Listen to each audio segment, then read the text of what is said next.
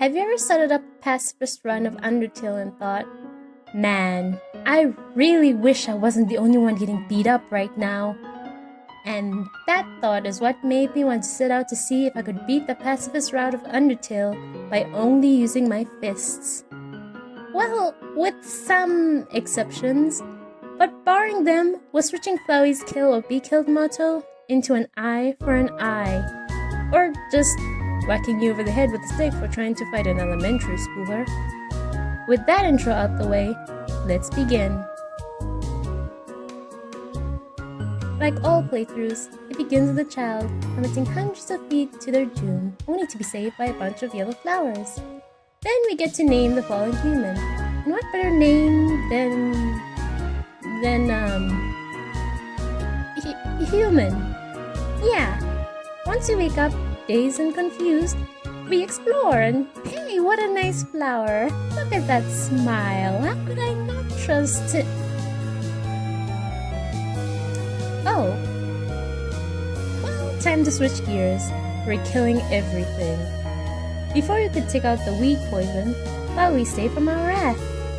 A nice looking goat leads us through the halls and oh my god!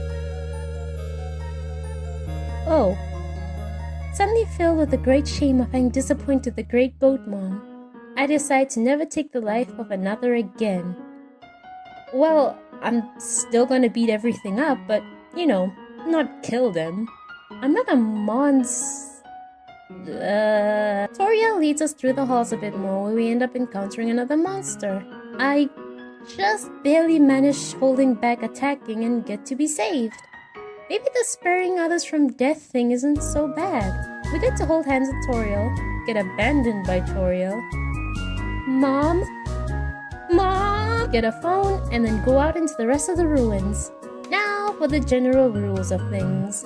If something can be spared, we avoid fighting since we only use our fists or stick or frying pan, you get it, for protection.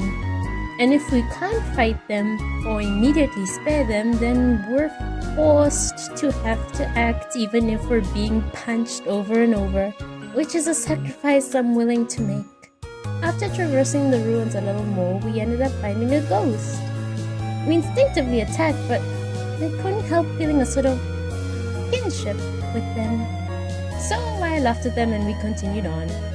After donating to some spiders, changing the sparable names to pink because just the sight of yellow brings back unpleasant memories, we continue on our journey, beating monsters into submission and solving traps. Maybe picking up a string knife until we find Goat Mom again. I consider staying with her, but then I'd miss out on Saturday morning cartoons, so decide to book it and... Oh. You too, Goat Mom? With Goat Mom attacking us, we decide to attack her until she... doesn't? Oh, well, the rule says that we are only allowed to attack as self-defense, and since she's not hurting us, we won't hurt her back. We managed to guilt her into sparing us and continue to the exit where... Oh dear god, he's back! After leaving the ruins, we continue on. Oh, a cool stick. I'll come back to pick you up late. My stick. We end up meeting a skeleton named Sans. He seems pretty cool. And his brother named Papyrus, who also seems pretty cool. This makes me want to beat up monsters even more. After the rinse and repeat of encountering monsters, beating them up, playing fetch with some good doggos, cause what kind of madman would I be punching dogs? Finding Sans and Papyrus, doing puzzles with them.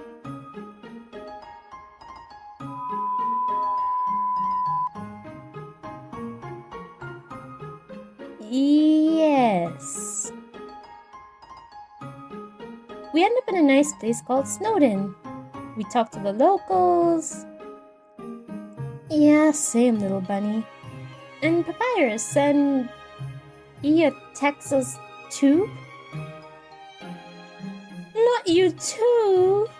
Well, he's officially off the cool list. After giving him a good amount of punches to get him to give up, he offers to hang out, which I mean, I declined at first, but ended up having to go through it anyway, and well, maybe I judged you too harshly, Skeleton Man. Even if you did throw a lot of bones at my face. After that, we go out of Snowdin and into Waterfall.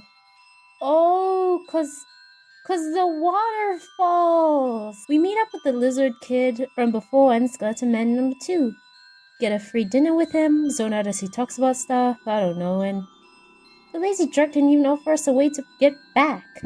We walk back to Waterfall, beat up all the monsters there, pick up a tutu, encounter a Timmy, and the overwhelming power behind those beady black eyes prevent us from attacking. And as thanks, we're shown to Timmy Village. Yeah, I feel you, man. We continue on and... Man, I thought you were cool. Oh, and them again. Anyway, continue on, punch more monsters, keep running into this yellow lizard kid, and the armored person. I think they may have a problem with me, I don't know. Stop fighting! Oh yeah, sure, don't need to tell me twice. Oh. After saving Lizard Kid, since we still have enough morality to not send other kids to their probable doom, I realized maybe this kid has some usefulness after all, and ended up having to face the armor guy. Now I'm pretty sure it's obvious by now, I'm a pretty pro gamer, so this fight was no problem.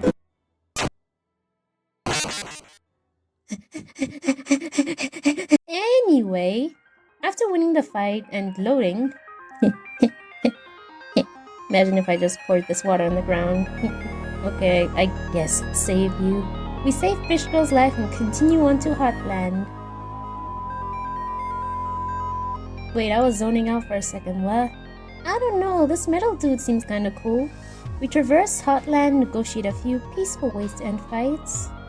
Or run from them, whichever's less life-threatening. And go on some game shows. Oh look, a puppy! Wait, that's not a puppy.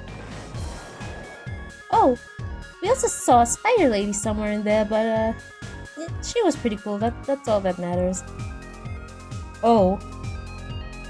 I really wish I was paying attention before when they explained all this. Ow, ow, ow, ow. After dinner with Skeleton Man number 2... I'm about to skip this shit. Skip. But when does this game get fucking good? We get a part-time job in room service and continue on to the call, which is super easy to get through. Barely worth up a sweat.